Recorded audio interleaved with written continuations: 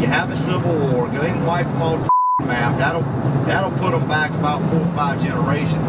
Because, and then you know what? The good ones can go live in their little communities and they can do what they want to do. Just stay out of my way. That's former Wilmington police officer Kevin Piner talking with another former officer, Jesse Moore. The conversation was recorded on a police cruiser camera, which was accidentally activated. But if we do not get a handle on this, we are not going to have a country for our kids to be raised in. In the days before, police and protesters clashed in Wilmington following national calls to end police brutality after the murder of George Floyd, a black man in Minneapolis. You told me tonight, you said, all right, tomorrow's a purge day, get as many as you want. Dude, I go down there. I go down there and slaughter them motherfuckers.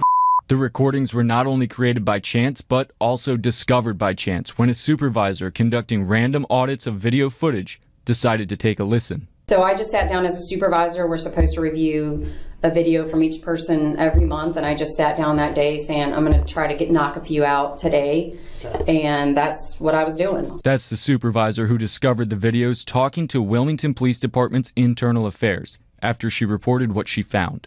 The court evidence exclusively obtained by WECT included not only the racist recordings, but 4 internal affairs investigations as well, including the 3 officers captured in the recordings. Both Jesse Moore and Kevin Piner admit that these are their voices in the recordings, and both say that the conversations were them venting, something Internal Affairs wanted to know a little bit more about.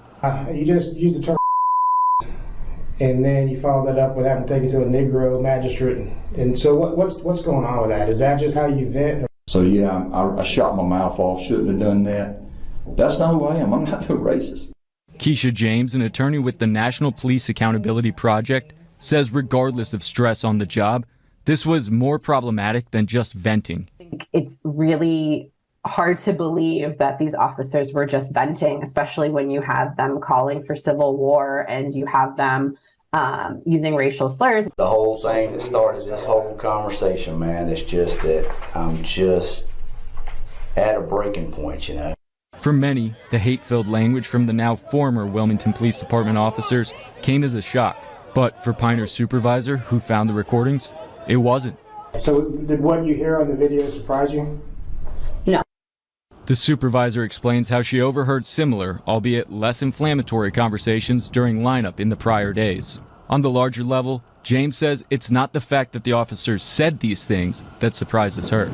It's also rare for those officers to kind of remain terminated instead of being reinstated either at that department or another department. The scary part is that these 2 conversations just happened to get accidentally recorded, and then the department took steps to investigate and then released some of the details about their investigation and what was contained in the recordings.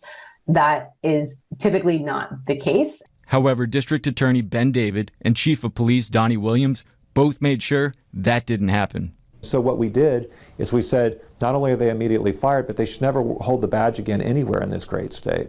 I have recommended that none of them be eligible for rehire in any position with the city of Wilmington.